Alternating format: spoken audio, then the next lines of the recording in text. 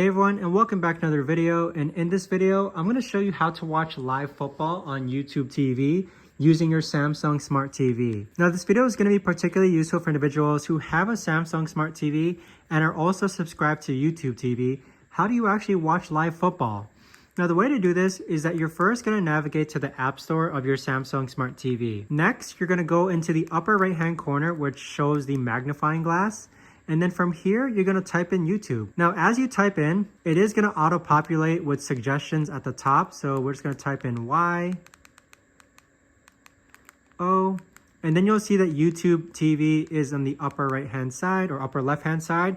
Click on YouTube TV and then click on Install. Now, once this is installed, you do need NFL Sunday Ticket to actually go ahead and watch YouTube TV and actually go ahead and watch live football on your YouTube TV, which is on your Samsung Smart TV. So go ahead and click on open. And then once this is finished loading, you're simply just going to sign in to your YouTube TV. So here's where you would actually sign in. You're just going to click on member sign in. And then from here, you would just scan your phone and enter the code on the left. Or you could actually type in tv.youtube.com/start and then enter this code as well.